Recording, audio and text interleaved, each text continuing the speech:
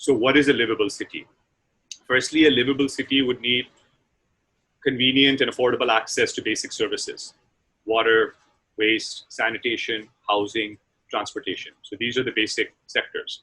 Secondly, it needs to minimize the pollution, right? Including the noise, the air, the water, the soil pollution. So these services can't be destroying the environment. C, it needs to sort of ideally minimize the use of wastage of natural resources and reuse of waste to generally try to promote the circular economy to the extent possible. Fourth, it should, of course, protect the natural environment, try to develop green spaces that are accessible to all residents.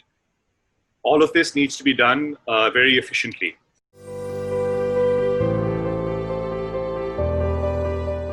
Roughly around 40% of our population is urban, and our cities are going to double every 15 years.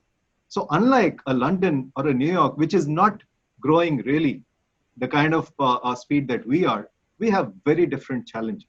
It gets worse before it gets better, because any kind of business and any kind of governance plans for, let's say, a 10% increase. It cannot plan for a 100% increase in 15 years. When do we make this transition from corporate social responsibility to cash flow? And that transition has to be done for a sustainable business. Our cities are essentially appendages to the state government. So that, I think, is going to be the biggest drag on our economic development, because most of our GDP is going to be created in cities. It needs a change in mindset, because all these services were earlier being given to beneficiaries. And in a way, it has to shift from a beneficiary approach to a customer-centric approach. And in beneficiary approach, the interesting thing is that the beneficiary has very limited rights of choice. You build something and the beneficiary is expected to eat it and not complain. But as you shift to a more customer-centric approach, then you embed business models whose first job is to really sit next to the customer and understand what is it that they want, because that is exactly what they want to build.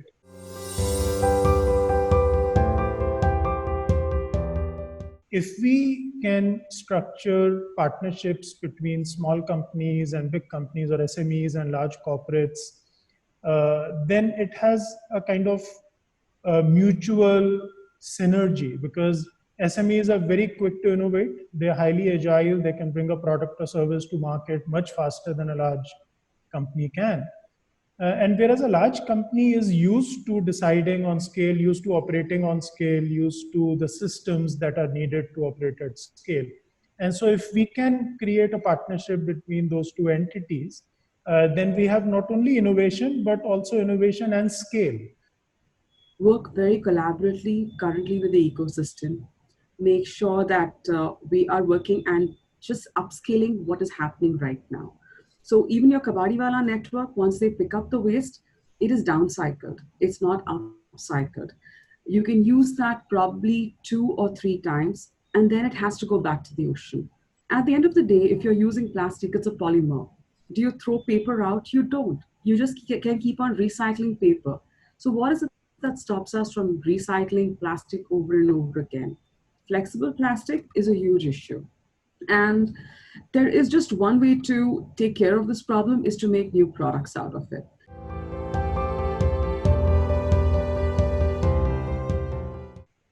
So what do I see happening over the next 10 years? I see not enough governance reforms making cars prohibitively expensive and disincentivizing cars and incentivizing public transport. So typically cities have 2 approaches. One is they make the ownership expensive. The other is they make the usage expensive.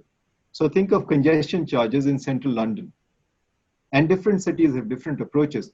But the first reason or the first precondition is to have an efficient public transport system. How do we work towards more public transport and more usage of that? So I actually have a great belief in technology. And we see these new technologies, especially magnetic levitation-based 2-seater and 4-seater. And one such technology I've been reviewing for the last 5 years is close to rollout. And using that anywhere in Mumbai, anywhere in Delhi, anywhere to anywhere, you can actually get point to point in less than 30 minutes. But obviously, this is high investment. And the only person who can do this investment is the state. And there are three levels of state: the union government, the state government, and the city government. Let's see how they cobble together the money. When you look at broadly, there is nothing called waste. It's a resource. How you make use of that resource and put it into the circular economy, that is what you need to think about more. For the low-cost consumers, the low-cost demand, the lack of affordability, one very easy way is to say that on government land in each city, we will make huge transit accommodations. I think government can play a more enabling role. The government can provide a role which can play a role which provides access to communities in a favorable way. I think a government regulation role could be two-sided. One, enabling access to communities, enabling business models to access communities, and second, to make sure that there is no monopolistic or restrictive practices happening. How do you work with governments? I mean, they already have a pressure on their financial budgets. So is it fair to say that, you only have to be a leader person out there and say that I need to receive something from the government to give a service back, or work with the government, potentially like some of the companies are looking in the dry waste management sector, that instead of take money as tipping fees from the government, is there a possibility to give them some money back by making sure that they can set up a collection services business and monetize what comes out of it?